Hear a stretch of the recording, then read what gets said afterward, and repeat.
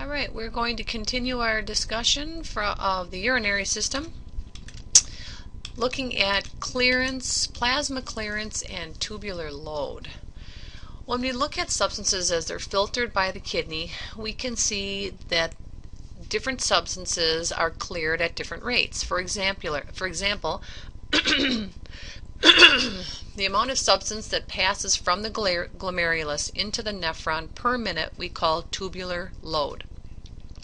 And we would expect, again, that glucose, once it enters the nephron, it will be completely reabsorbed. So even though it's filtered, and the rate at which it's filtered we call tubular load, 100% of that is going to go back to the blood. We already talked about that last time.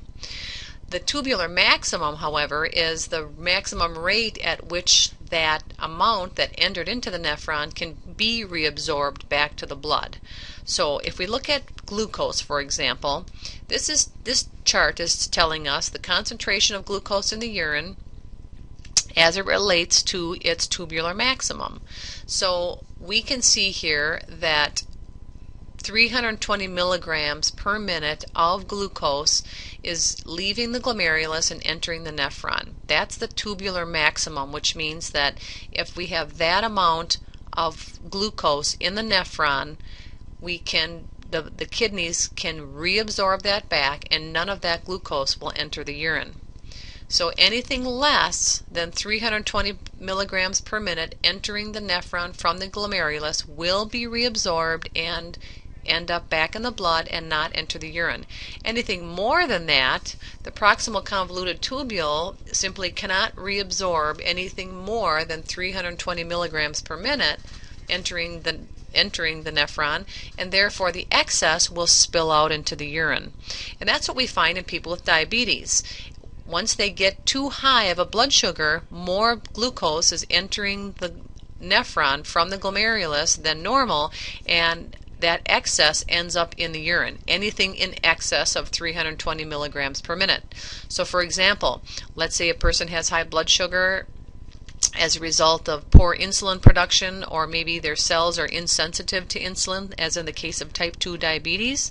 Then let's say we have 520 milligrams per minute entering the tubule from the glomerulus. Then we know that 200 would end up in the urine. You just take 520 that's milligrams per minute that's entering in that individual and subtract the tubular maximum, which would be 320 milligrams per minute according to the tubular maximum for glucose, and the difference between 520 and 320 is 200. So that's how much we would expect to see entering the urine and remaining in the remaining in the nephron. So this tells us every substance has a rate by which it can enter the nephron, and it should be reabsorbed if it's going to be glucose or amino acids. And we talked about that last time, where that reabsorption occurs in the proximal convoluted tubule. So when we look at urine, characteristics of urine, we produce anywhere from 1 to 2 liters daily.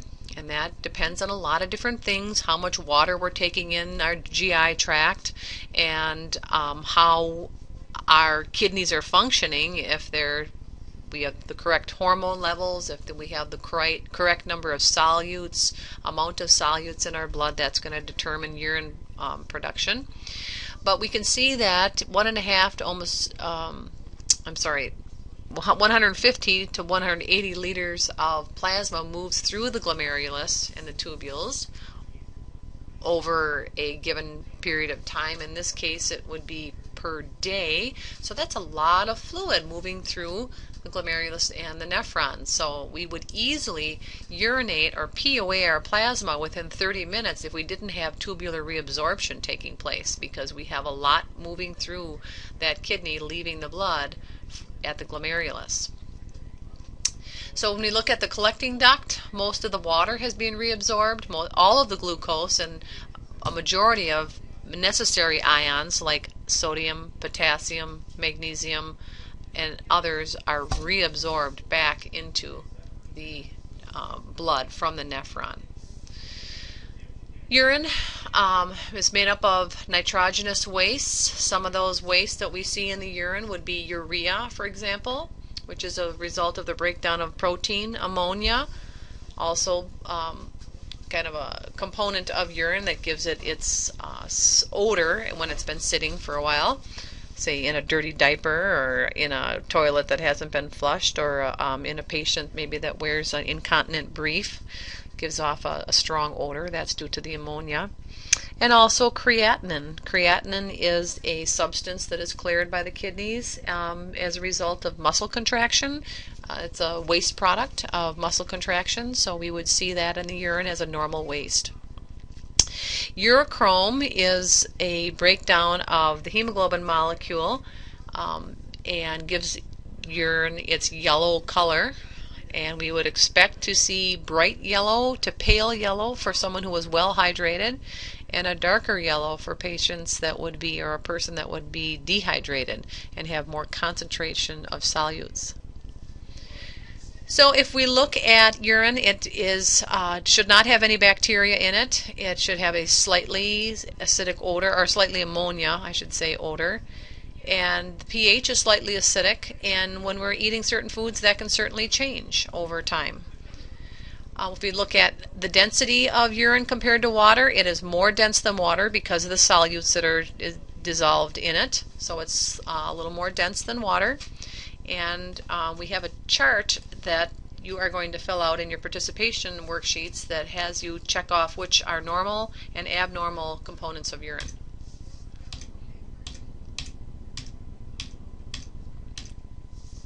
So next we'll look at how urine is concentrated, that when we are bringing in lots of water through our digestive tract, we produce more urine. The kidneys adjust to make sure that our blood pressure doesn't get too high with too much fluid coming in through the digestive tract. So as a result, we filter more through the kidneys. And people know when they're drinking lots of water, they have to urinate more frequently. The same thing when when we're not drinking enough water, urine becomes more concentrated, and people don't urinate very often. And that's often a sign of dehydration when a person is not producing urine. So we look at that, particularly with babies and young children when they have stomach virus and they might have vomiting and diarrhea. We'll be paying close attention to, is that child urinating? Is that baby making wet diapers? And if not, we should be concerned about dehydration, because that can happen very quickly in young children and babies, and it might be necessary to take the baby to the doctor to get IV rehydration.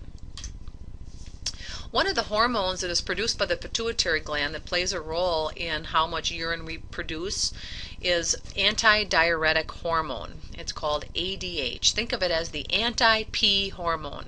It allows us to hold back water and keep ourselves well hydrated, and also plays a role in blood pressure, because the more water in our blood vessels, the higher our blood pressure is going to be. So when ADH is secreted into the blood, it acts on the kidney and causes increased water reabsorption in the collecting duct.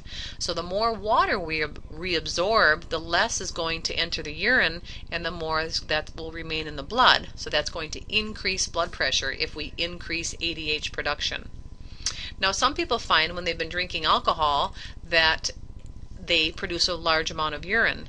That's because alcohol in high amounts in the blood will actually suppress ADH production, so there's less ADH being secreted, and as a result more urine is being produced, because again, ADH is the anti-pee hormone, and if we block that hormone, we're going to do the opposite of anti-pee. We're going to increase urination, and that's what happens when people drink alcohol. And that also plays a role in why people feel so miserable the night after heavy drinking, because of losing so much of the fluid from that increased urination as a result of low ADH levels caused by alcohol consumption.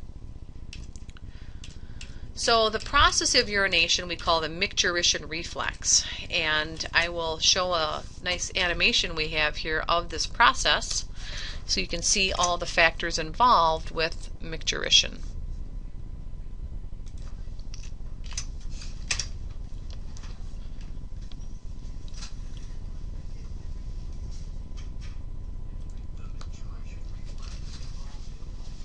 The micturition reflex involves impulses traveling from the urinary bladder to the sacral region of the spinal cord, and from the sacral region of the spinal cord back to the bladder. It is coordinated by neurons in the spinal cord and can be influenced by signals from the brain. When the urinary bladder becomes stretched, there is an increase in the frequency of action potentials carried from the bladder wall to the sacral region of the spinal cord. In response, parasympathetic neurons from the spinal cord to the bladder are activated, and this causes the smooth muscle on the bladder wall to contract. The sensory signals to the sacral region of the spinal cord also stimulate ascending pathways to the pons and cerebrum, which results in a conscious desire to urinate. If urination is not convenient at the time, the brain sends impulses down the spinal cord to inhibit the micturition reflex. Impulses carried via somatic motor neurons keep the external urinary sphincter contracted, which also prevents urination. When urination is desired, signals from the brain stimulate the micturition reflex.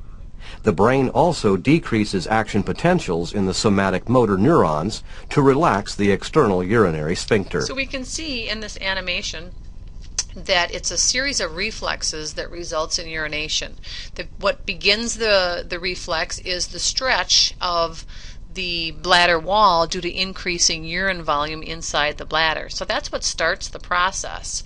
And then at the spinal cord level, that causes contraction of the bladder, and we feel that urge to use the restroom when we feel that contraction of the bladder. But our brain can become involved at that point to inhibit this response and keep the external urinary sphincter contracted.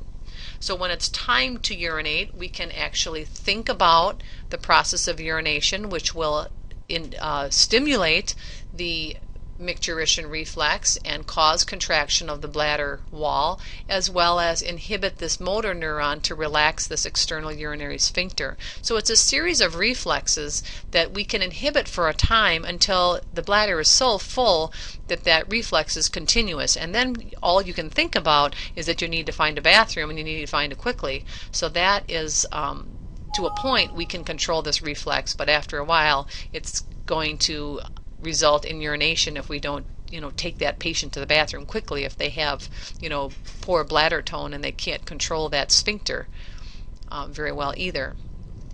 So you can answer the quiz down here to test your understanding. I'm not going to take time for that right now, but if you want to check your understanding of that animation, you can go ahead and do that. So moving back then to our PowerPoint. So as we age, what happens to the kidneys? They decrease in size because the nephrons eventually break down over time as we age, so therefore we're not as good at filtering our blood anymore, and that is something to consider when we're giving medications to the elderly. If their kidneys are not as functional and not as able to clear the blood of medications, that means those medications might act longer and in higher concentrations compared to a healthy younger adult. So we really have to be careful with toxicities of medications we give every day that might build up in the blood if the kidneys are not filtering properly. And also, as a result of that, they also decrease in some of their hormone secretions, such as renin, which helps with blood pressure control, and making vitamin D for absorbing calcium. Many people, as they age, become vitamin D deficient, and they need a little extra supplementation as they age. So it's important to pay attention to vitamin D levels, and also look at blood pressure, because with decreased renin secretion, here, there's a blood pressure hormone secreted by the kidneys. That means we have to pay careful attention to blood pressure, and maybe that those patients might require some blood pressure medication when normally earlier in life that wasn't necessary. So that concludes our discussion of the urinary system. Be sure to go on Blackboard and open up the worksheet on the urinary system. That would be, I'll go to that right now. It's under participation assignments in your Blackboard. Excuse me. Right here on the left-hand side, participation assignments. Going down to the urinary handout. We did talk about this in terms of the different parts of the nephron, but then also here looking at normal and abnormal components of urine. So urea would be a normal component of urine.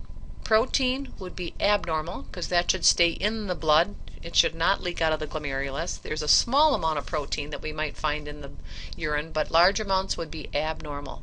Red blood cells would definitely be abnormal. We should not see pink or red blood or red urine.